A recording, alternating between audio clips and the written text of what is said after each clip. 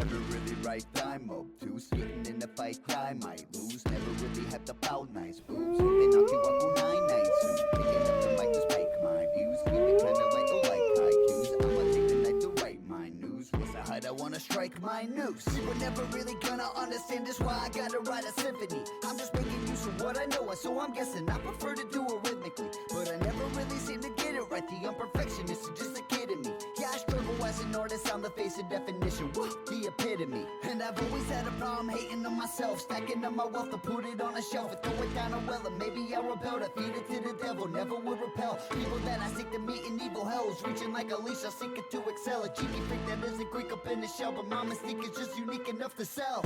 I'm a lyricist, not a rapper, broken so and not a musician. Not the fame or any glory, truly doesn't matter. Never really wanna get a hit of chatter, wanna make. Welcome to Wolf Talk Podcast. I'm here with Kyrsta McKade. How are you doing today? I'm doing so good. How are you? Good. So, tell us how you got into country. Wow. So, I grew up in a small little town in Texas called Sunnyvale. It's about 30 minutes east of downtown Dallas. And growing up, I've always kind of just saying, my entire family was very much into like NASCAR or sports. And I was kind of like the oddball out that was super into music and performing in the arts. So I just grew up always singing all the time. And my grandfather would always listen to Carrie Underwood, Miranda Lambert, Alan Jackson, George Strait, just those really core people that really made an impact on me and my music and my life growing up. And just being from Texas, it kind of just seemed like the only suitable thing was country music. And I just love the storytelling aspect of it. I love Mm-hmm. the musicality of country. I feel like it's just very different. It's very raw compared to other music. So, yeah. So, you said you were doing it like when you were growing up. Were you like in like choir and stuff like that? Oh yeah, all throughout growing up, I was in school choir. My grandparents, they would have little cookouts all the time growing up, so I would always just throw on like my dance costumes, go perform in the middle of the living room to That's any awesome. single song, whether it was Britney Spears, Katy Perry, Miranda Lambert, and Carrie Underwood. I was kind of just putting on little shows, but yeah, I really started doing school choir all throughout my upbringing, elementary school, middle school. But funny enough, I didn't start actually seriously singing till I was probably about like 13 years old. Cause I was always kind of one of those kids that started something, never finished it. And, Mm-hmm. kids are kind of interested in all different types of things, but you want to make sure they're interested before you go and spend your money on something like that. And I just kept begging and begging and begging my dad. And then he eventually just put me into my own vocal lessons. And it kind of gave me a structure and technique and knowledge that school choir just couldn't really suffice for me at that time. And it kind of just blossomed from there. Well, that's awesome. So, basically, as I looked, you basically only have the one song that's out. Yes, we currently only have the one song out right now, but there is going to be, like, we just got word that we're going to start working on the process to release the next one. So there should be about 4 more songs coming out after that one. Nice. Can't Mm, wait. thank you. I just randomly just was scrolling through Facebook and I saw it and I'm like, oh, that's a good song. I like it. Thank you. I appreciate it. I reach out and I don't know if you did your homework on me, but I've interviewed like over 800 artists. Oh, yeah, I've seen. You're very impressive. Oh, thanks. Thanks. Um, so what actually got you saying that I want to be a singer? Oh, that is a good question. I guess what kind of just got me into I want to be a singer, it was always something that I thought, and it's always something I deep down wanted, and I never saw another option for that. As I did kind of start getting more and more into music, I got more and more into the business and the career side of things because I was doing a lot for my age at the time that a lot of kids who wanted to be singers weren't doing. But yeah, it's kind of just always been a thought that I had. I always believed I could make a career out of it and a livelihood. So it's just always been something that I've been determined to do. Well, that's awesome. I do feel that you're going to go somewhere with this Thank because you so much. now are you signed with somebody, or are you doing independent, or? I'm currently not signed with anyone. It's a battle like that I've been going back and forth in my head with, but I want to try to stay independent as long as I can, just because I see people like Jelly Roll, he's independent, and I really admire how he kind of Mhm. has that full creative and business control over his music, and he gets to authentically kind of live himself through his music and through his brand, and he's not having anyone kind of on his back or having anyone tell him, oh, you can and can't do this. So Right. that's why I've wanted to be independent for as long as I can until I get to the level where I might need a record label. And that's kind of what I do. I do. I kind of help support the independent artists and get them out there. So that's I love why that. I that's why I do this. So um, better things are coming for me. Like I have my own record label, or obviously, um, I also have my own radio station that I Oh, started. congratulations. It's an online station, but um, I want to say like the beginning of January, I'll have an app you can download on your phone, and you can actually play my radio station on your phone just by Awesome. hitting it. I love that. That's super sick. So that yeah, it's in the works. Like right now, I have 84 songs before it loops. Awesome. That's awesome. I'm trying to keep it to where I eventually want to do like one day each genre, Oh, that would be amazing. and then eventually I want to grow the radio station, have DJs and ads and stuff like that. Right. Yeah, that's super. That's very admirable. I love that because I feel like there isn't kind of that one radio station yet that'll play every single genre. And it's kind of you have to pick the radio stations that, okay, I like this genre and this genre. But it's cool that you're going to kind of have a hub for everything. Well, I'm going to tell you right now, if you go to my radio station, you can hear all genres. I They're love like that. Yeah. I group them all together. I mean, I don't separate them, but I keep all genres together Yeah. and into groups. But yeah, I do have all genres on it. I love that. Yeah. So I mean, I eventually uh want to get in contact with a few people about my radio station to see if it could help you guys as well. So Yeah. That's awesome. That's amazing. do you been touring? I haven't been touring yet. I just released this first song, and it very much is just throwing things at the wall and see where they land. My short-term goal for 2025 is to eventually start going on my own tour or even like headlining, opening for somebody on tour.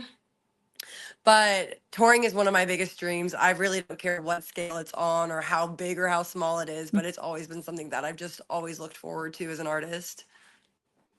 Well, I started doing my own shows too. I do 3 a year. Oh, Um, awesome. I have one at the Vortex. I don't know if you've heard about it in Cleveland or Akron. Um, it's kind of one of the big places where Jelly Roll started. Oh, So awesome. I've contacted the manager, and I'm actually able to bring together my own uh, event. So Oh, that's awesome. that is going on January 3rd. That's more of a rapper's gig. Yeah. That's the one I pulled together. But the big one, which you're gonna be kind of giggle at the name, I actually came up with a big event I do in the summer, all genres. It's called Wolfapalooza. Oh, I love that. That's amazing. I love that. Congratulations.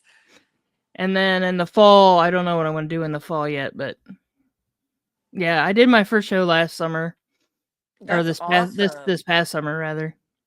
And where do you usually have these performances at? The same place? No.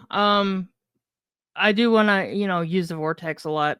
Hmm. But there is another venue that I'm trying to get into, which I have to go talk to them in January about setting up for the Wolfapalooza, because they have Right. 2 stages inside and a stage outside. So Awesome. either way, if it rains or is nice, I could have the bands either inside or out. For sure. Yeah. So I'm gonna go talk to them in January once everything calms down from the holiday festivities. Right. I feel like as soon as you get into like that, as soon as Halloween hits, everything gets crazy because everyone's in holiday mode from then on, and it's not really the same till like middle of January. Right? It's crazy. Absolutely. So, can you tell us a little bit about the songs that you're putting out soon? Yeah. So the next song that we plan on putting out, this is Hard on Ice. It's a lot different than anything else I've written. Just even the layout of the song, it goes like verse, chorus, verse, chorus, chorus, like another verse. It's just the layout's kind of a little funky, which is why I really like it. But it's also kind of hinting and about something that you wouldn't necessarily, a topic you wouldn't necessarily hear in country music, but I think it's done so tastefully and just kind of in a funny and fun, young, heartbreaker way. But the song's like a sexy song about virginity. So it's like, I'm going to put my heart on ice.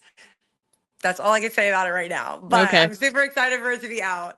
The next few songs we have coming out, Bury Me in Texas. That one is about just my love for Texas and my love for the Lone Star State. You know, that's where I grew up and was raised, lived there until the past 2 years. I've been in Nashville the past 2 years. The other one after that is Bad at Love Together. That one is about a situation with a boy that I had. And it was kind of one of those situations where we're both good at being single. So why don't we kind of just be single together?